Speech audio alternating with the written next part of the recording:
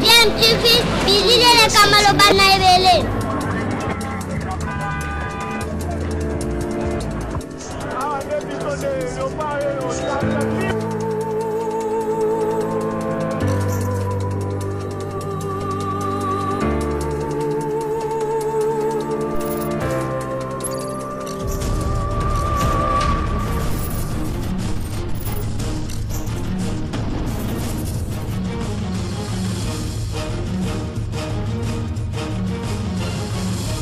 DMTV toujours en avant.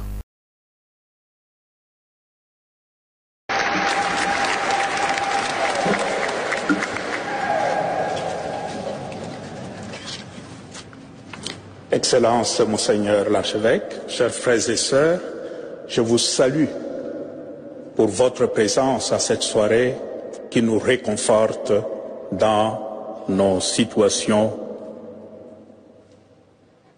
Je suis ici comme témoin, mais témoin des tribulations d'un peuple, mon peuple, qui réclame tout juste le droit de vivre et de vivre digne. C'est la situation qui prévaut au Congo, un pays immensément riche, considéré comme un scandale géologique, et où vit un peuple extrêmement pauvre, malheureux. Le Congo est aujourd'hui considéré comme cet homme qui descendait de Jérusalem à Jéricho, il tomba entre les mains de brigands qui le dépouillèrent, le rouèrent de coups et s'en allèrent, le laissant à demi-mort. Face à cette situation, le peuple qui souffre ne sait plus vers quel saint se tourner. L'Église, dans ces contextes d'obscurité pour le peuple, apparaît comme source de lumière et d'espérance. L'Église catholique a constaté au Congo que le malheur du peuple est dû tout simplement au mauvais cœur de l'homme. Ceux qui nous dirigent, qui sont au service des grandes puissances, des grandes compagnies minières de par le monde, c'est... Vous êtes sur DMTV, bonjour ou bonsoir, tout dépend de l'heure à laquelle vous nous suivez. Tout plaisir est pour nous de vous retrouver, mais surtout de savoir que vous êtes nombreux en train de suivre votre chaîne YouTube DMTV.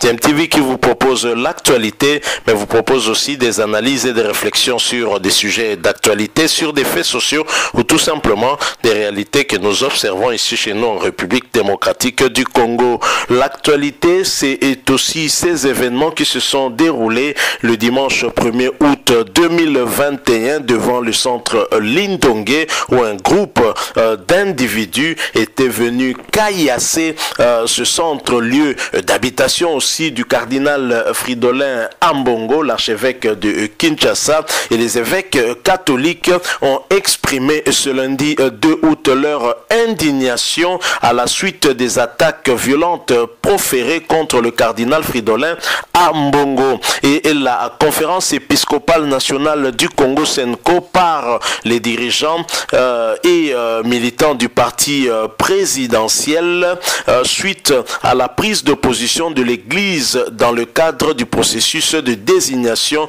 du président de la Commission électorale nationale indépendante.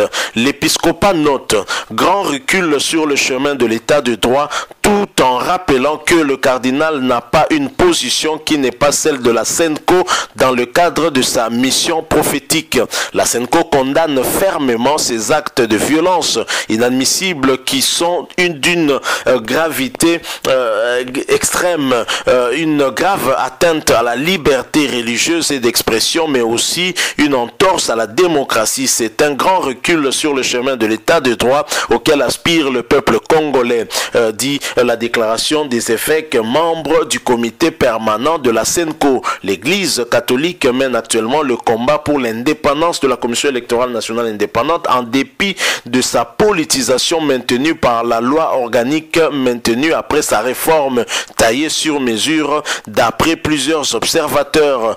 Pourquoi s'en prendre à la SENCO quand elle prêche la cohésion nationale? Pourquoi l'attaquer quand elle défend l'indépendance de la Commission électorale nationale indépendante?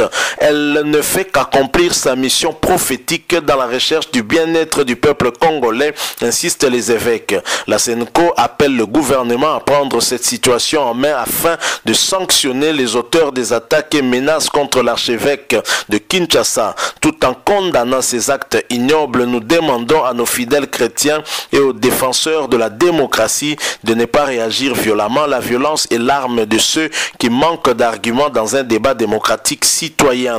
Elle tue la démocratie et la remplace par la dictature. La SENCO demande aux commanditaires de ces actes d'arrêter et au gouvernement de la République de prendre cette situation en main en identifiant ces inciviques qui ont opéré à visage découvert afin qu'ils soient sévèrement sanctionnés et que plus jamais pareille attaque ne se répète, souligne les prélats qui persistent. Pour l'amour du peuple congolais, la SENCO ne cédera à point. Donc voilà, la SENCO est partie en tout cas peut-être pour un bras de fer, mais j'aimerais vous proposer quand même en quelques 2 minutes l'abbé Donancien Cholet qui revient en fait sur ces événements qui ont eu lieu et nous allons l'écouter et puis nous allons bien sûr nous retrouver pour placer un mot et conclure ce sujet tout en vous rappelant que vous êtes en train de suivre DMTV, votre chaîne YouTube. Si vous n'êtes pas encore abonné, n'hésitez pas, abonnez-vous et n'oubliez pas d'activer la notification juste en cliquant sur la petite cloche que vous verrez apparaître dès que vous serez abonné parce qu'elle vous permettra de ne plus rien manquer des prochaines vidéos que nous allons vous proposer. Suivant cet extrait, nous nous retrouvons bien entendu tout de suite après.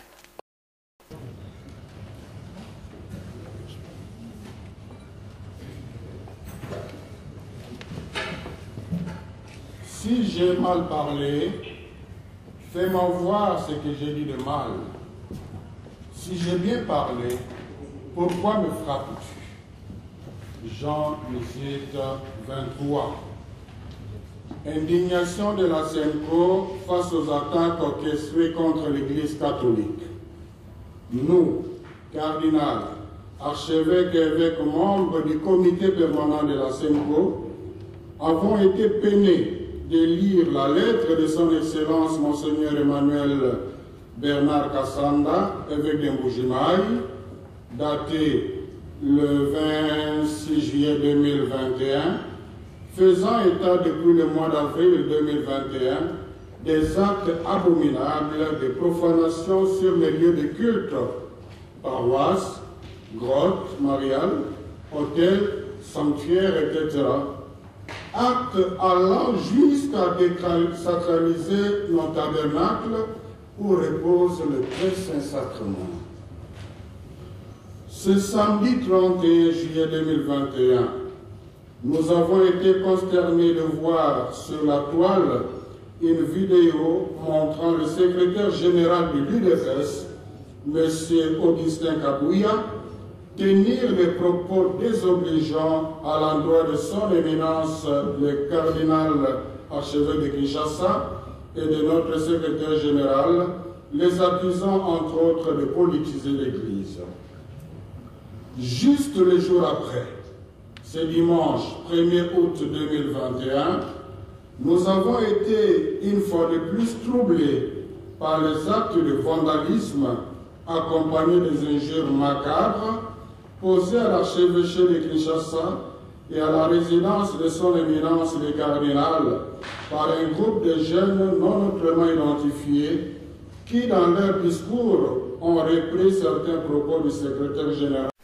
Voilà, nous sommes de retour. Vous venez de voir là, pendant plus ou moins 2 minutes, l'abbé Donancien Cholet qui a débuté en tout cas ses propos par ce verset biblique, Jean 18, verset 23. Si j'ai mal parlé, fais-moi voir ce que j'ai dit de mal. Si j'ai bien parlé, pourquoi me frappes-tu? La SENCO, victime d'attaques aussi bien verbales mais que physiques maintenant, puisque le centre Lindongue a été l'objet d'attaques de jeunes. On a bien compris qu'il ne s'agissait pas d'une manifestation spontanée, mais des jeunes qui ont été envoyés spécifiquement, certainement dans le but de faire peur ces évêques, mais ces évêques ont vu pire, hein, donc ils ne vont certainement pas se laisser faire par rapport à ce genre de stratégie, mais il a débuté en fustigeant déjà ce climat d'insécurité qui règne au niveau du Kasaï oriental, à Mbujimaï plus précisément, où l'évêque de ce contrée se plaint en tout cas des attaques de la profanation, en tout cas de l'église catholique de ce côté-là.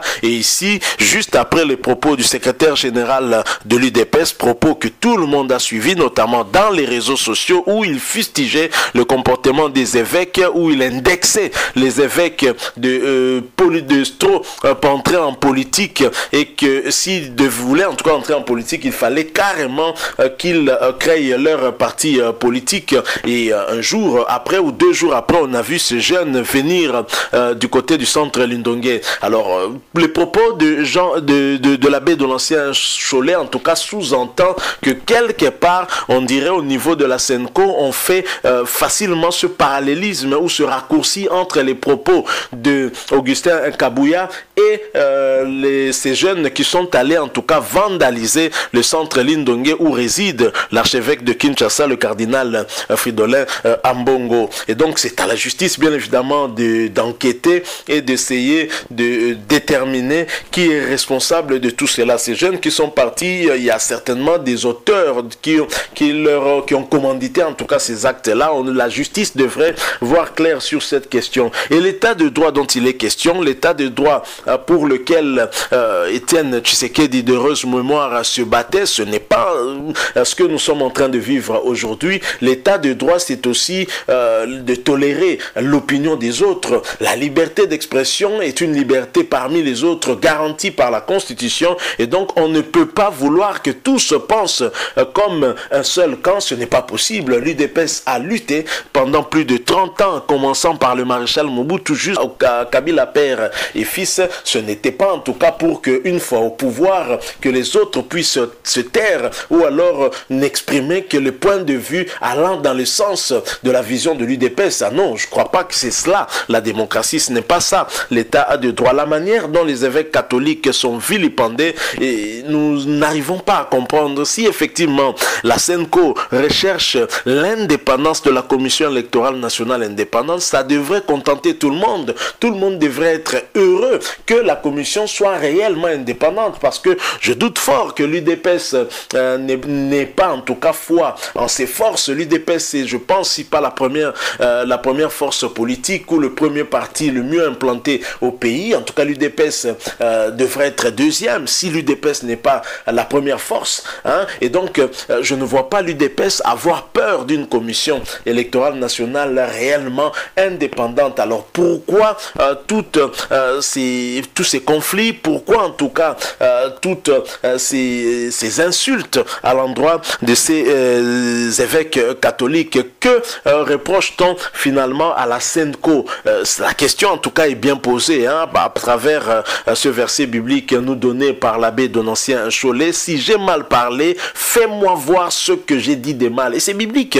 Si j'ai mal parlé, fais-moi voir ce que j'ai dit de mal. Et si j'ai bien parlé, mais pourquoi me frappes-tu? Donc c'est tout simplement cela. Si la Senco et l'église catholique et l'église protestante ne recherchent que l'indépendance de la CENI, pourquoi ça devrait gêner? Ça ne doit pas gêner, puisque on sait que la CENI sera l'arbitre au milieu du village. Et en ce moment-là, la personne ou la personnalité ou les partis qui vont gagner les élections seront réellement ces partis-là qui seront proclamés. C'est aussi simple que cela. Je crois que l'UDPS n'a pas combattu en tout cas pour que la Senco, pour que la Commission électorale nationale indépendante ne soit pas indépendante. Donc voilà, nous condamnons aussi fermement ces actes de vandalisme que nous avons eu à voir le dimanche 1er août devant le centre Lindongue, et ces jeunes qui étaient à visage découvert. J'imagine que pour les interpeller, ça ne peut pas être compliqué. Ce sont des jeunes qu'on peut retrouver aussi facilement avec la technologie actuellement. Il suffit de publier leurs vidéos, leurs photos pour que ces jeunes soient retrouvés facilement. L'état de droit est encore une fois mis à l'épreuve. Je crois que le président Félix Antoine Tshisekedi doit taper du poing sur la table et essayer un peu de rappeler tout le monde à l'ordre. C'est la deuxième fois qu'on reproche peut-être au secrétaire général de l'UDPS ses propos. Les derniers propos dont on lui reprochait, c'est les propos où il disait, où il menaçait en tout cas de distribuer des armes aux combattants de l'UDPS au cas où le pouvoir de Félix Tshisekedi était menacé. Selon ses propos, il a essayé un peu de mieux expliquer ses propos, et cette fois-ci, on constate tout simplement, peut-être qu'il s'est exprimé, il a donné son point de vue, mais après ces propos qui étaient assez durs contre les évêques de l'église catholique, on a directement vu ce groupe de jeunes qui sont allés au centre Lindongue, n'ont pas manifesté de manière non violente telle qu'on connaît l'UDPS, mais manifesté avec violence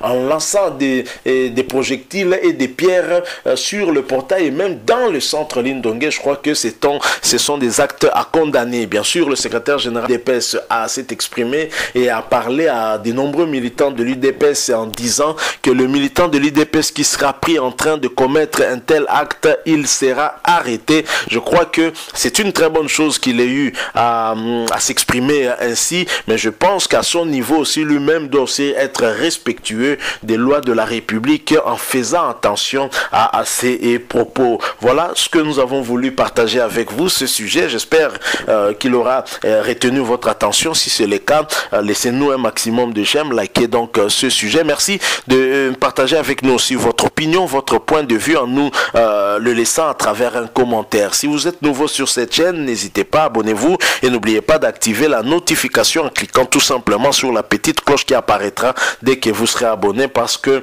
elle vous permettra de ne plus rien manquer des prochaines vidéos que nous allons vous proposer. Encore une fois, merci à vous. Nous espérons vous retrouver bientôt avec un autre sujet d'actualité. En attendant, portez-vous bien et DMTV vous dit au revoir. Honorables membres du bureau, honorables députés et chers collègues, au nom de la représentation nationale, je me sens obligé par devoir moral et conscience républicaine d'exprimer ma vive préoccupation vis-à-vis de la montée du radicalisme, discours incendiaires et propos haineux tenus par certaines personnes dans notre pays. Ces actes radicaux et barbares d'une autre ère ne peuvent être guère encouragés. C'est pour cette raison, du haut de cette tribune, au nom de la représentation nationale, je condamne avec fermeté les incidents malheureux, actes de vandalisme et propos désobligeants dont ont été victimes l'Église catholique du Congo, son éminence cardinal Frodelin Ambongo, évêque métropolitain de Kinshasa, ainsi que d'autres compatriotes. Honorables députés, chers collègues, en ce moment où Son Excellence Félix-Antoine Tshisekedi Tshilombo, président de la République, chef de l'État, est résolument engagé dans la lutte contre les groupes armés à l'est de notre pays. Notre peuple a besoin de la paix, de la sérénité et de l'amélioration de son mieux-vivre. Nous invitons notre peuple au calme et à la vigilance, et surtout les jeunes à ne pas céder aux manipulations des pécheurs en eau trouble et des politiciens en mal de positionnement. J'exhorte et encourage les services de sécurité d'accroître leurs efforts de sécurisation des personnes et de biens et de procéder aux enquêtes afin de mettre la main sur les commanditaires de ces actes ignobles.